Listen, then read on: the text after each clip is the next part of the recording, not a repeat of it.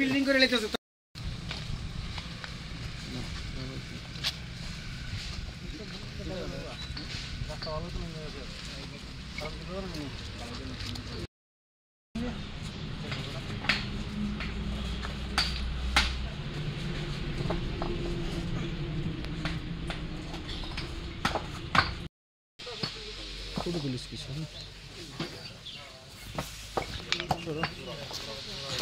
रोज डाके ना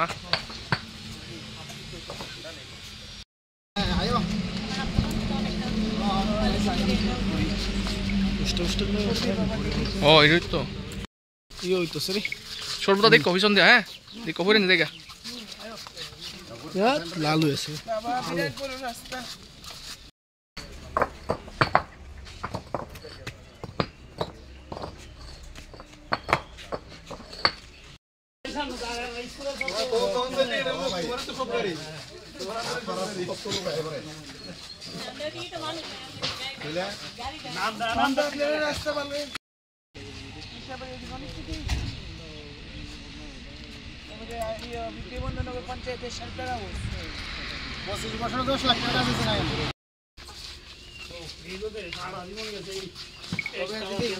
মহিলাদের যে প্রধান্য দিতেছে বিজেপি দাদা খুশি কি এই রাস্তাটা লিয়া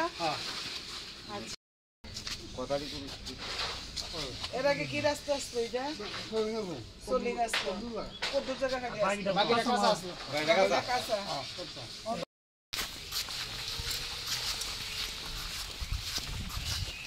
এটা ভিডিও তো সব এটা পূর্ব হাওয়াই বাড়ি কত নম্বর ওয়ার্ড এটা পঞ্চায়েতের 4 নম্বর ওয়ার্ড। আচ্ছা এই কতদিন যাবত এরকম আপনারা রাস্তা এরকম আসলো? মানে ধরেন 70 বছর।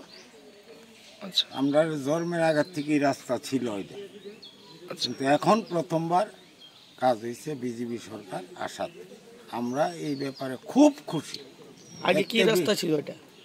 কাঁচা রাস্তা, ইট ফিট পড়েনি। আমরা বেজাত, আমরা এলাকার বেজাত আসলাম কয়েকটা পরিবার।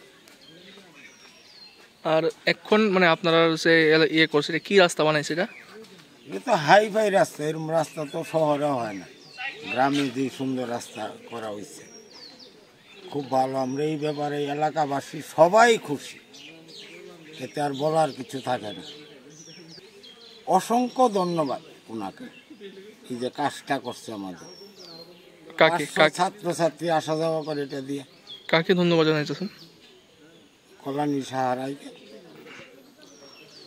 আর আমরা কিচ্ছু চাই না।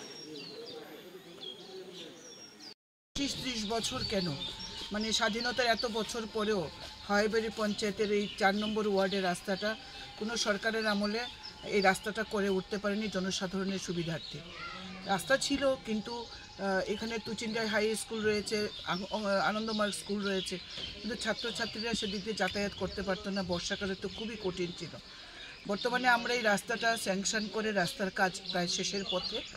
এখানে এটা হাওয়াইবাড়ি পঞ্চায়েতের আন্ডারে 4 নম্বর ওয়ার্ড, কিন্তু 4 নং ওয়ার্ডের রাস্তা হলো 2, 3, 4 নম্বর ওয়ার্ডের জনসাধারণ এতে উপকৃত হচ্ছে।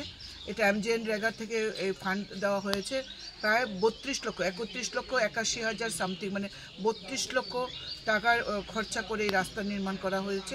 এবং পেভার, অত্যাধুনিক পেভার ব্লক দিয়ে এই রাস্তা হচ্ছে। 350 মিটার লম্বা এই রাস্তা।